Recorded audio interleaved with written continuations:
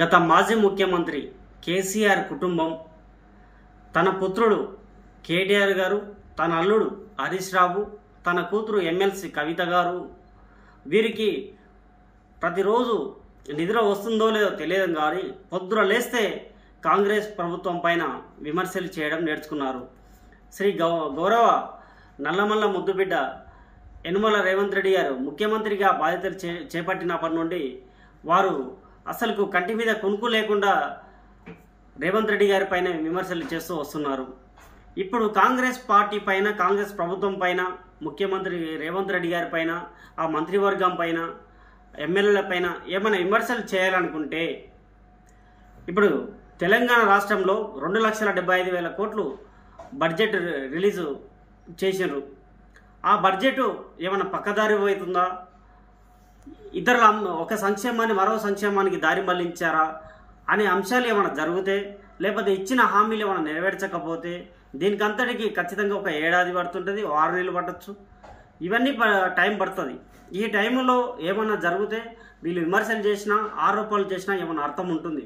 కానీ ప్రభుత్వం ఏర్పడి రేవంత్ రెడ్డి గారి ముఖ్యమంత్రిగా బాధ్యత చేపట్టి 3 నెలలు కూడా కాలేదు, ముచ్చటగా 3 నెలలు కూడా కాలేదు. అప్పుడే పొద్దున లేస్తే ఏదో విషయం విమర్శలు చేయడం. గతంలో రైతుల దళిత బంధు విషయంలో చూస్తే దళితులను ఎంత అణచివేసిరంటే అన్నీ ఉన్నవారికే దళిత బంధు ఇచ్చి నిజమైన అర్హులకు మొండి చేసి చూపించారు. బలిసిన వారికి దళిత బంధు ఇచ్చిండ్రు.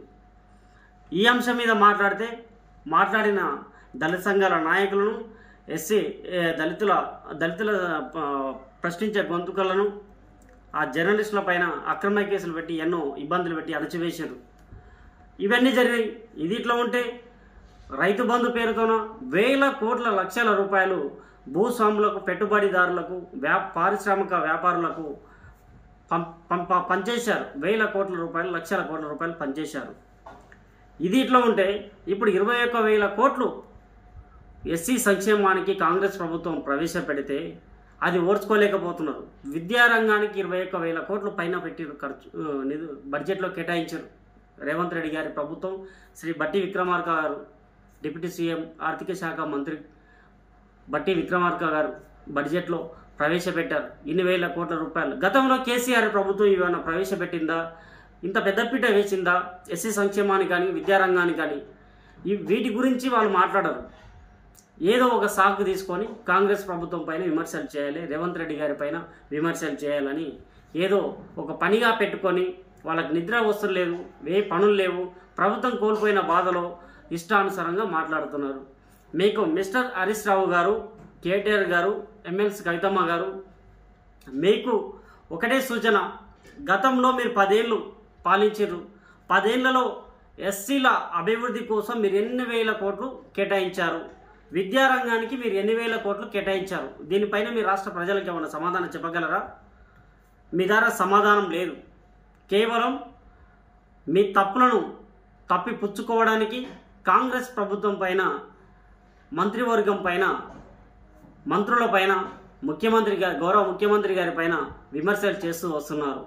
ఈరోజు మీరు కూడా ఒక ఆడబిడ్డ అయి మహిళలు ఉచిత ప్రయాణం ఆర్టీసీలో చేస్తుంటే కూడా మీరు ఓర్చుకోలేకపోతున్నారు. మహిళల మీద మీకెందుకు అంత అసూయనో అర్థం కావట్లేదు.